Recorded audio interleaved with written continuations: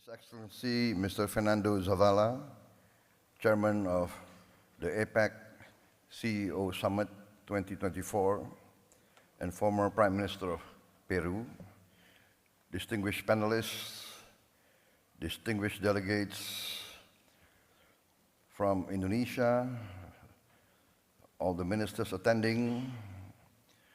I would like also to acknowledge the presence of many notable CEOs from Latin America and the Caribbean, and distinguished participants from the ASEAN Business Advisory Council.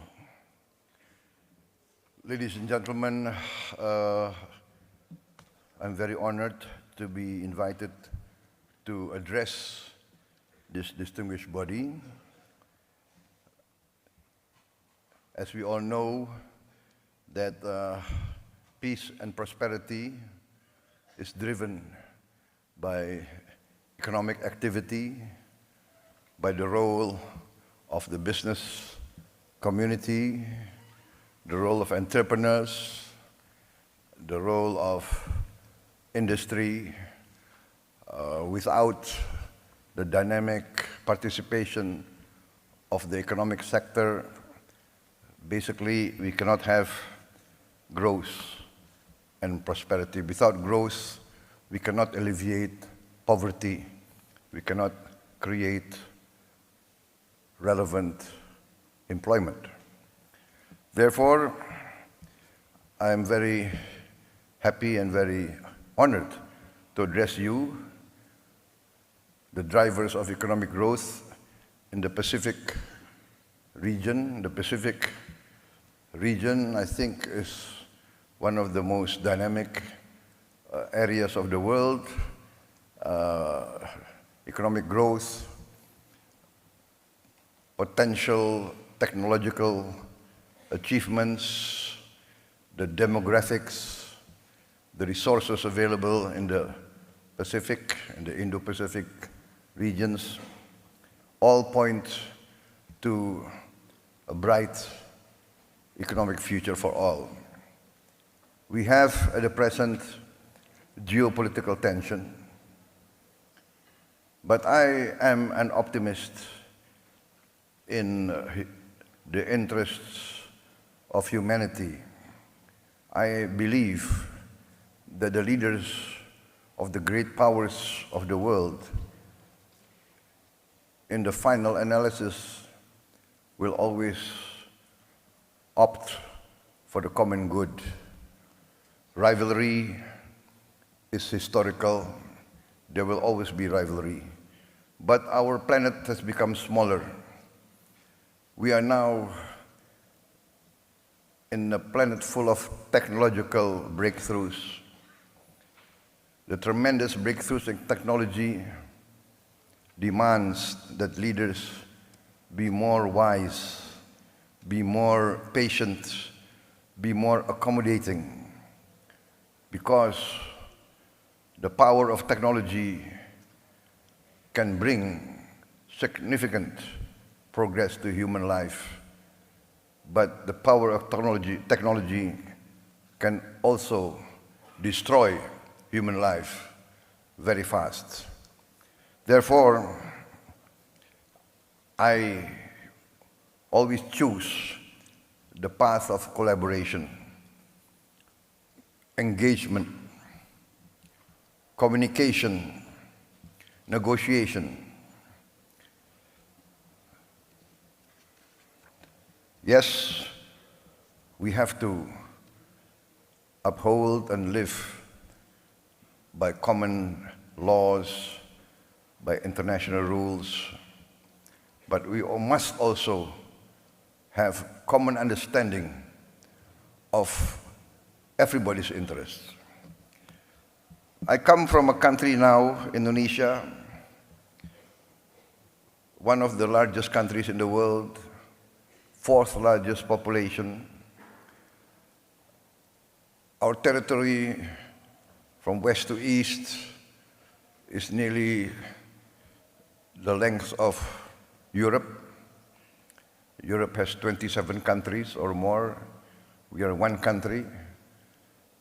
We have our significant challenges, but we are blessed with abundant resources, significant territory, land and water. We have the fortune of being able to, in a few years, be completely self-sufficient in energy, self-sufficient in green energy. We will be perhaps one of the few countries that can achieve 100% renewable energy within a few years. We can replace fossil fuel by renewables. We have the largest geothermal potential. I think 60% of the world geothermal energy potential is in Indonesia. We have a potential, of course, solar energy, but our main strength will come from bioenergy, from the plant-based fuel that we can produce. We will be, I think, together with Brazil and maybe with the Congo DRC, we have the potential to produce fuel from plants, and this, I think, will create a lot of opportunities because we will save a lot on foreign exchange. The funds will circulate within our own economy. We also are blessed with critical minerals and other vital resources for modern life. And also I've been discussing with Peru, the Peruvian government. I think we have complementary resources for the future. We have managed to have a prudent economical and fiscal policies in the last years. We managed to maintain growth even after the COVID.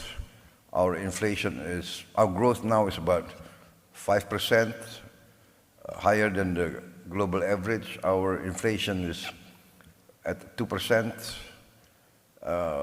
We have challenges. We still have, I would say, we still have poverty at a large scale, large level, which I'm determined to bring down. And we do have a significant percentage of our children malnourished. I'm also determined to address these problems head on. Ladies and gentlemen, I am a firm believer in the role of private business. Before I entered government, I was also a businessman, an entrepreneur, so I do understand from both sides the concerns, the challenges faced by private business. I think private business wants certainty of the legal system. Private business wants favorable economic climate, political climate, stability, security, and good conditions, favorable incentives, and this we are addressing. We have liberalized our laws. We open the health sector for foreign health companies. We are opening our education sector. We invite foreign universities to open campuses.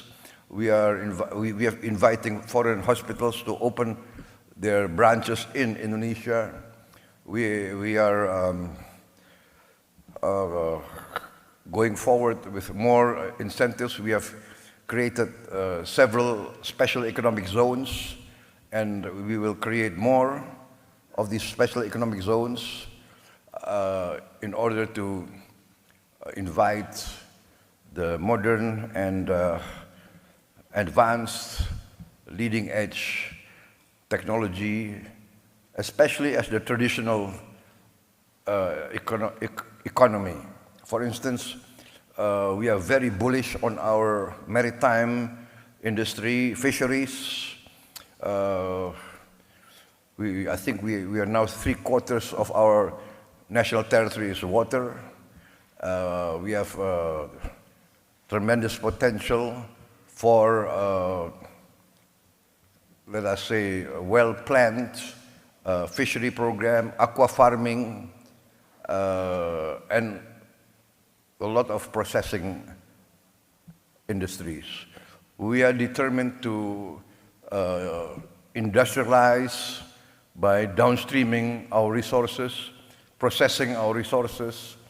We have 26 commodities which we are determined to have a processing industry. We calculate that we need investment of around $600 billion, and we invite foreign participants to come in and take part in this. And many of the companies have been involved in our economy for many, many years. We are also pushing for more exploration of oil and gas and other minerals.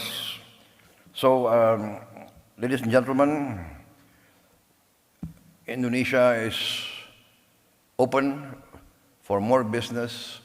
I'm determined to protect all investments, to give favorable economic conditions, and to be involved in the major economic organizations of the world, and to work together with all of you to create mutual prosperity. I believe that prosperity can only come from peace. Peace comes from understanding. Understanding comes from engagement and negotiation. So I'm very happy to attend this APEC summit, to renew contacts, to introduce myself, to introduce my country, and to invite cooperation between all of you, the private sector of the Pacific Basin, the Pacific world, and together to achieve prosperity. Prosperity, in the end, I would say, guarantees peace and stability. Ladies and gentlemen, I think that concludes my remarks. And once again, thank you for inviting me, and I wish this APEC summit, this APEC CEO summit also to be very successful. Thank you very much.